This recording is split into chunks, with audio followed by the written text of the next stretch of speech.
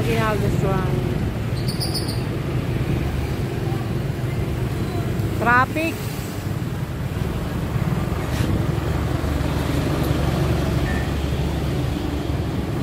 Hindi namin sinama yung mga anak namin at saka si nanay dahil nga walang maparkingan ng sasakyan. Sa motor medyo pwede namin isingit, pero sa mga 4 wheels mahirap. Pero dito na nag-park.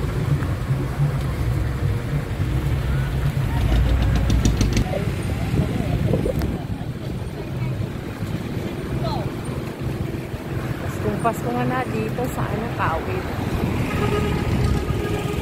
Ilang araw na ang days to go. Christmas na.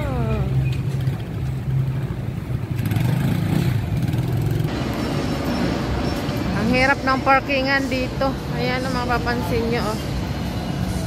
Buti nga hindi namin dinala yung mga anak namin tsaka yung sasakyan. Kung hindi kami makakapag-park. Papansin nyo. Kabilaan yung parkingan. Andito na nga kami sa loob ng Aguinaldo Shrine. Ang daming namamasyal dito kahit na naambon.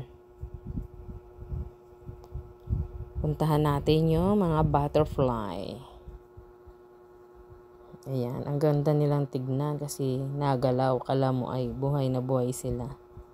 Yung ilaw na yan ay ginamit nila na ilaw dyan ay solar. Diba? Ang gaganda. Nagsisigalawan sila. Ramdam na ramdam nyo na yung Pasko dito pag kayo ay pumasyal dito sa Aguinaldo Shrine. Kasi kahit saan kayo tumingin, maraming pailaw. Maraming Christmas light. At yung bahay ni Aguinaldo ay may projector na nilagay kaya mas lalong gumanda. 'Di ba? Mapapansin nyo.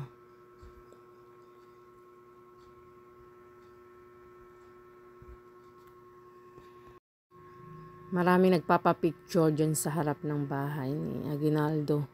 Kasi nga maganda yung yung lumalabas sa projector yung ilaw. Buhay na buhay.